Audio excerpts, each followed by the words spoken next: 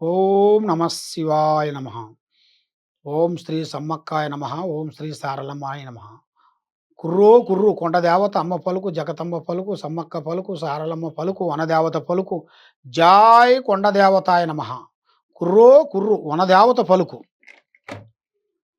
ప్రజలందరికీ నమస్కారము.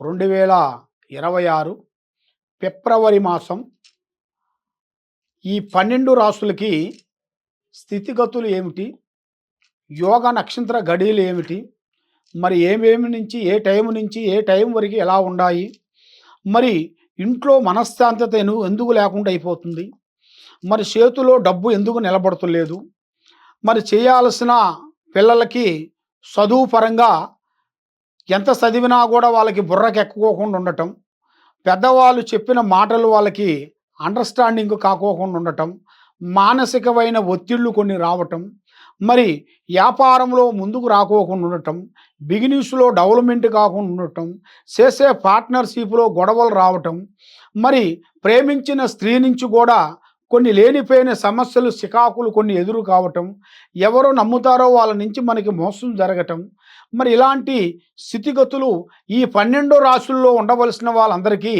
ఎలా ఉంది, ఎలా నడుస్తుంది, ఎలా నడవబోతుంది, మరి ఎప్పటి నుంచి ఎప్పటి వరకు, ఏ టైం నుంచి ఏ టైం వరకు వాళ్ళ జీవితంలో అనేది అభివృద్ధి అనేది ఏ టైం నుంచి ఏ టైం వరకు రాబోతుంది, మరి ఈ స్థితిగతులు గడియలు గ్రహదోషాలు ఏమిటనేది జాతక చక్రం వేసేసి వాళ్ళ పేరు బలంలో ఈ 12 రాసుల గురించి చూసి దీవశక్తితో మేము అమ్మవారి విషయాలు మీకు చెప్తుంటాం.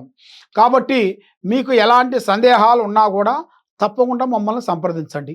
ఈ మీనరాశి వాళ్ళకి మెయిన్గా అదృష్ట బలము, జీవిత బలము, యోగ బలం అంటారు. కానీ వీళ్ళకి గర్భంలో ఉన్నప్పుడే వీళ్ళకి తెలివితేటలు పెరుగుతాయి. చేపకి పుట్టకముందే ఈత వస్తుంది.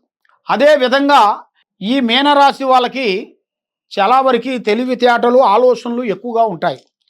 మరి ఆ తెలివితేటల్ని ఎక్కువగా ఉపయోగించిన దానివల్ల కొన్ని బ్రేక్ పడిపోతుంటుంది.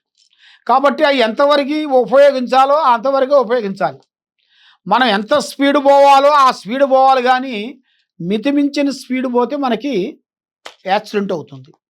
అదేవిధంగా మనం పోయే లైఫ్లో మనం చేసే కార్యక్రమాలలో అతి జాగ్రత్తలు కొన్ని పాటించాలి.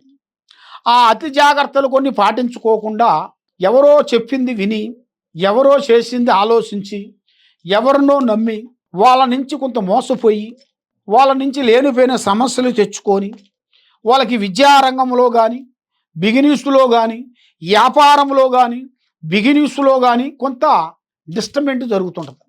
మరి ఇలాంటి డిస్టర్బెంట్ జరిగే వాళ్ళందరికీ మంచి రోజులు వచ్చే మార్గాలు కూడా కొన్ని ఉన్నాయి. కానీ ఇప్పుడు శని ప్రభావం ఎక్కువగా ఉంది. మరి ఈ శని ప్రభావం కూడా మీనరాశిలో నుంచి మకరానికి చేరింది. కాబట్టి ఈ మీనరాశి వాళ్ళు ఇప్పుడు వీళ్ళు కొంచెం రిలీఫ్ కావాల్సిన టైము ఈ ఉగాది నుంచి వీళ్ళకి స్టార్ట్ అవుతుంది. కొత్త సంవత్సరం ఉగాది మనకి లెక్క. ఈ ఉగాది నుంచి నూతన పనులు, నూతన కార్యక్రమాలు అభివృద్ధిగా వచ్చే మార్గాలు ఉన్నాయి. కాబట్టి ఒక స్త్రీ నుంచి అదృష్ట యోగం పట్టబోతుంది. పెద్ద రాజయోగంలోకి రాబోతున్నారు. మరి ఇలా జాతక విధానాన్ని బట్టి చూసుకుంటే ఇప్పుడు ఏ కార్యక్రమం అనుకున్నా చేతి కాడికి వస్తాయి, నోటికి అందుకోకుండా పోతుంటాయి. కాబట్టి ఏ పని అనుకున్నా కూడా ఆ పని కరెక్ట్గా 100% కాదు. 50% అవుతుంది, 50% లేట్ అవుతుంది. ఇక అవుతుంది అని అనుకుంటాం, కానీ దానివల్ల లేనిపోయిన సమస్యలు కొంచెం ఎదురవుతుంటాయి. అక్కడ ఇక్కడ అప్పులు తెచ్చి పెడుతుంటాము. కాబట్టి మీ చేతకుండా అప్పులు ఇచ్చిన వాళ్ళు కూడా మళ్ళీ మీకు తిరిగి ఇవ్వరు. వాళ్ళు ఏదో ఒక విధంగా చెబుతుంటారు, ఏదో డెస్టిమేట్ చేస్తుంటారు. మిమ్మల్ని మీ డబ్బులు తీసుకొని మీకే రివర్స్ అవుతుంటారు. దానివల్ల మీరు అతి జాగ్రత్తలు మీరు పాటించాలి. ఆ జాగ్రత్తలు మీరు పాటించుకోకుండా ఏమి కాదులే అన్నట్టుగా మీరు ఆలోచన చేసినట్టుకైతే చాలా వరకు ప్రమాదకరమైన సమస్యలు కొన్ని ఎదురయ్యే మార్గాలు ఉన్నాయి. మరి మీ జాతకంలో చెడు గండం ఒకటి ఎదురొచ్చే మార్గాలు కొన్ని కనబడుతున్నాయి. చక్రవాహన గండం అంటారు. కాబట్టి మీరు కొంత జాగ్రత్త తీసుకోండి. వచ్చే కాడ పోయే కాడ మీరు ఆలోచించుకొని, కాబట్టి మీరు ఇంట్లో నుంచి బయటికి వెళ్ళేటప్పుడు భగవంతుని ఒక 5 నిమిషాలు మనసులో అనుకొని, భగవంతుడి దగ్గర ఉండాల్సిన పసుపు కుంకుమని బొట్టు పెట్టుకొని మీరు బయలుదేరి వెళ్ళండి.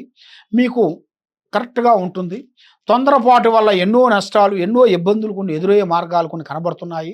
కాబట్టి మీరు ఏ కార్యక్రమం అనుకున్నా గూడా తొందరపాటు లేకోకుండా పెద్దవాళ్ళ డైరెక్షను, మరి మీరు చేసే ఆఫీసులో గూడా మీ పై వాళ్ళ నుంచి మీకు ఇబ్బందులు కొన్ని ఎదురొచ్చే మార్గాలుండాయి.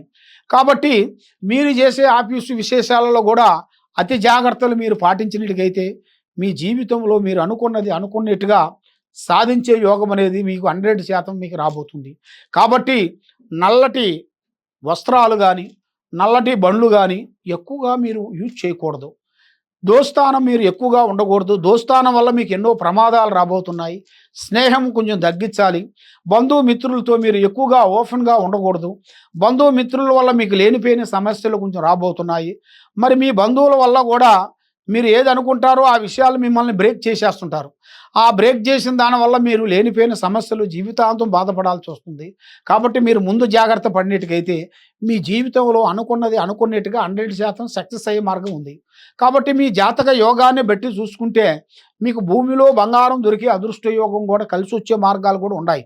కాబట్టి ఇప్పుడు టయాలంత అనుకూలంగా లేదు. ఉగాది నుంచి కొన్ని మార్పులు కొన్ని రాబోతున్నాయి. కాబట్టి ఏ కార్యక్రమైనా కూడా అతి జాగ్రత్తను పాటించండి. తప్పకుండా మమ్మల్ని సంప్రదించండి. సర్వో జనా సుఖినో భవంతు. ఓం నమః శివాయ నమః.